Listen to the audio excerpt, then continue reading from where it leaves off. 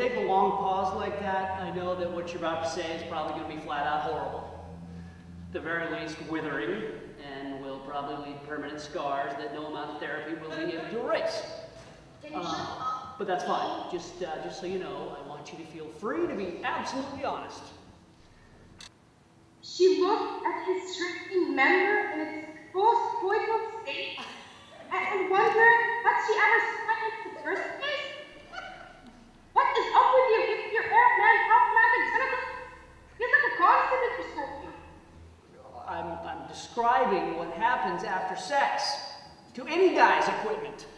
Okay, thank you. That's the frankness that I was looking for. Can you hold on 1 second?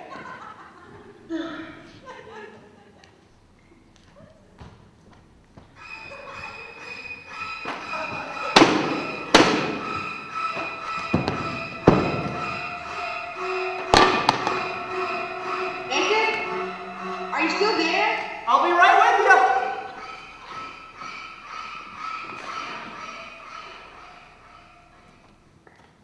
What was that? Oh, it's that cute little animal that I bought for you that you didn't want to keep. I ended up naming it after you. Hello, Shadia. Say hello to Shadia in Cairo. That's your mummy. Yeah. But she didn't want to keep you, because I guess you're just not good enough for her. Very critical, your mummy. Not loved, but I love her. How fortunate we all are that Golden Thread is today an established part of the fabric of American storytelling, and how lucky San Francisco is to have Golden Thread. So, kudos to you. The Middle Eastern American theater movement began when Torange put on her master's thesis project from San Francisco State, Operation No Penetration.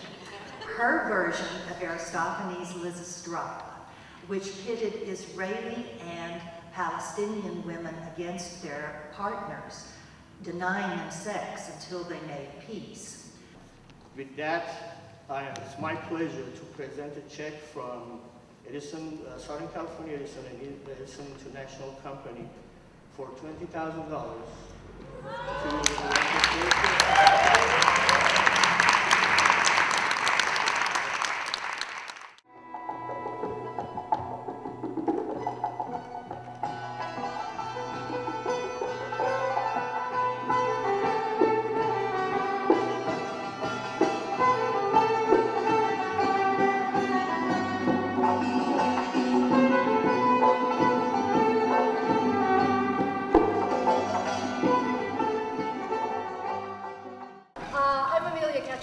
I'm the Director of Artistic Programs in the International Theater Institute at Theater Communications Group. What kinds of things have you done to contextualize work when you've brought work here and had collaborators from out of the country here, or conversely, when you've worked out of country, are there ways that your partners there have contextualized your work? It's a constant project of translation. You're translating politics, you're translating vocabularies of stage, of movement, of audience. And so Ecstasy was my first opportunity as being a writer dealing with a Middle Eastern seed. And for Ecstasy, it was an ancient Sufi fable as the place of departure.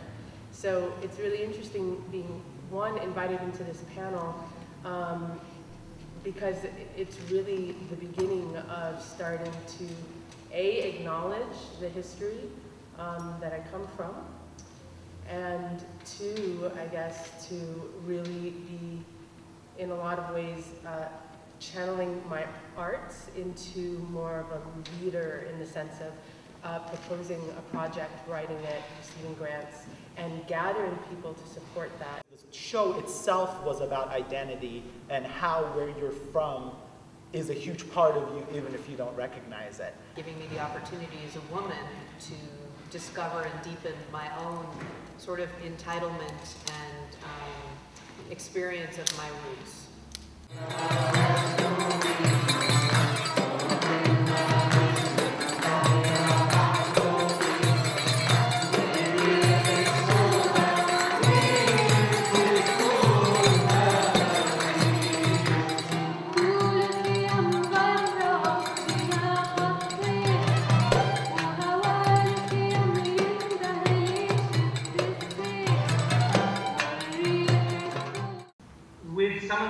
restrictions in some of the countries like Iran and some of the more, problematic regimes. I think using Skype to exchange,